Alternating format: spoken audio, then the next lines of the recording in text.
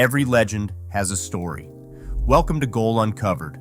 Before there was Messi, before Cristiano Ronaldo, before modern football became global, there was one man who inspired the world. His name was Pelé, a barefoot kid from a small Brazilian town who would become the king who made football a global language.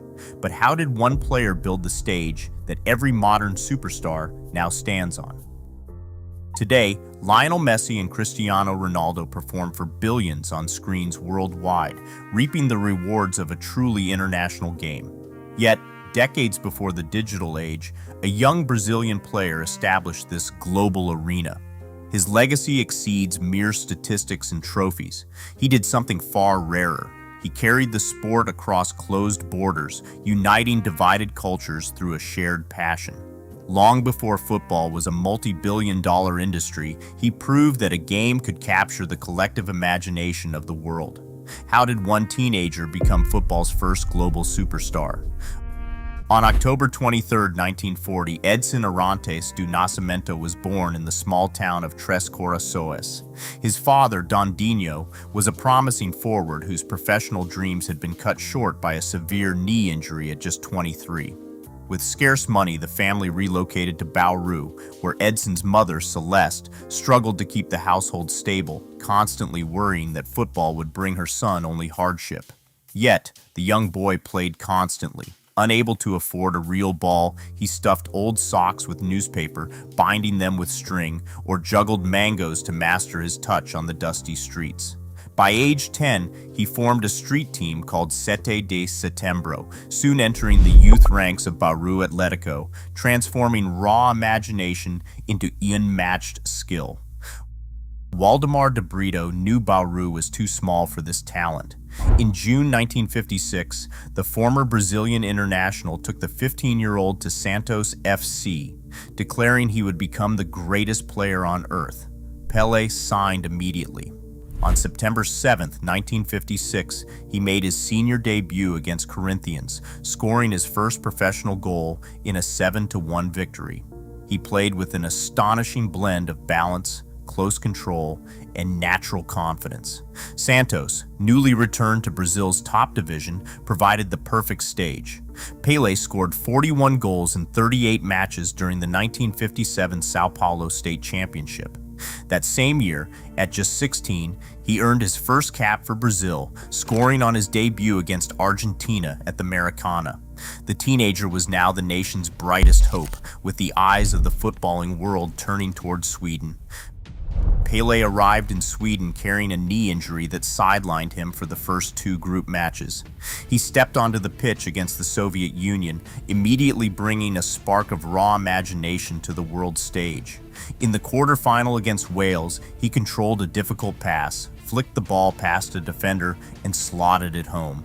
At 17 years and 239 days, he became the youngest scorer in World Cup history. The pressure was immense, yet the goals kept coming. He struck a brilliant hat-trick against France in the semi-finals, sending Brazil to the final. On June 29, 1958, Brazil faced the host nation Sweden in Stockholm. Pelé dominated, scoring twice in a 5-2 victory. For his first goal, he chested down a cross, lobbed it over an oncoming defender, and volleyed it into the net. Brazil had won its first World Cup, and Pelé became the youngest champion in history. At the final whistle, the teenager wept on the shoulder of goalkeeper Gilmar. Watching this display of emotion and artistry, the global media crowned him the king. International audiences embraced a teenager who played with pure joy, and the world fell in love with Brazilian football. Santos FC soon realized that the world wanted to see their young star. Throughout the late 1950s and 1960s, the Brazilian club traveled across Europe, Africa, Asia, and the Americas on constant exhibition tours. Packed stadiums welcomed them on every continent. Pelé delivered masterclasses, scoring a brilliant hat-trick against Benfica in the 1962 Intercontinental Cup and facing giants like AC Milan. In Colombia, desperate fans even invaded the pitch just to be near him. Slowly, the number 10 jersey became a universal symbol of magic. While some legends grew out of these travels, like the unverified story of a temporary ceasefire during the Nigerian Civil War, his real achievements were stunning.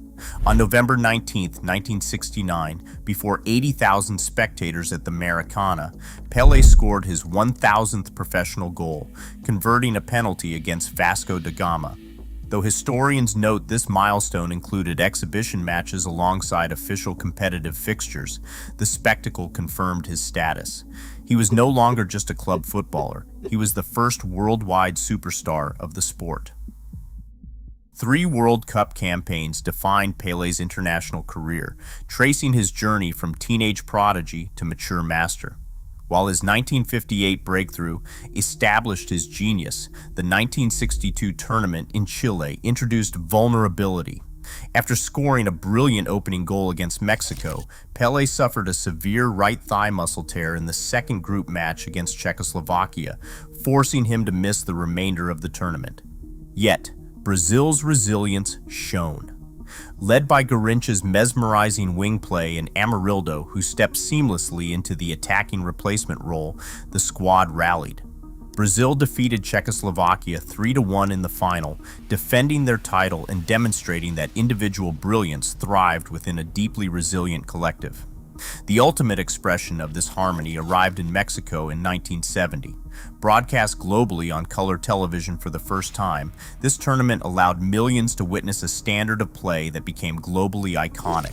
The legendary side featured Pelé alongside Jairzinho, Gerson, Rivellino, Tostão, and Carlos Alberto. They operated with fluid attacking movement, constantly interchanging positions with absolute creative freedom. Jairzinho made history by scoring in every single match. In the final against Italy, Pelé opened the scoring with a majestic header, later providing the iconic blind assist for Carlos Alberto's thunderous finish, capping a flowing 9-pass move to seal a 4-1 victory. This 1970 squad is widely regarded as one of football's greatest teams, a judgment earned not merely by their triumph, but by the incomparable poetic style in which they conquered the world. In 1994, UNESCO named Pelé a Goodwill Ambassador, a role he paired with his work as a UNICEF Special Envoy to advocate for children's education and health. His subsequent visits to development projects across Africa and Asia relied on his personal presence rather than mere publicity. This public responsibility extended into domestic governance in 1995, when he became Brazil's extraordinary Minister of Sport.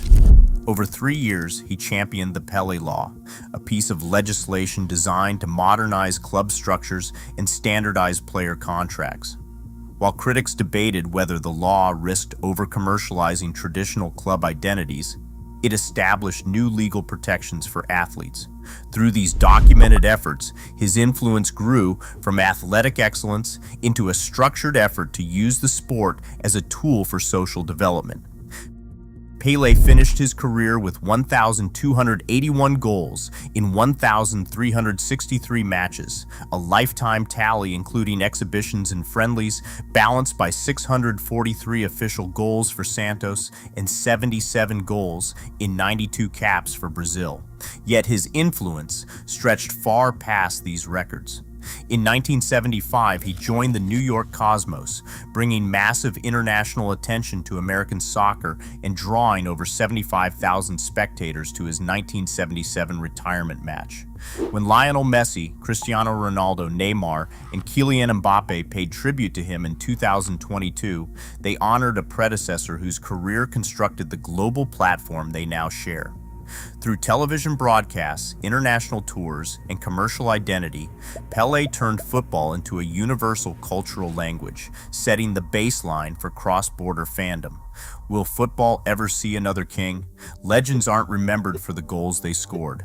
They're remembered for how they changed football. This has been Goal Uncovered.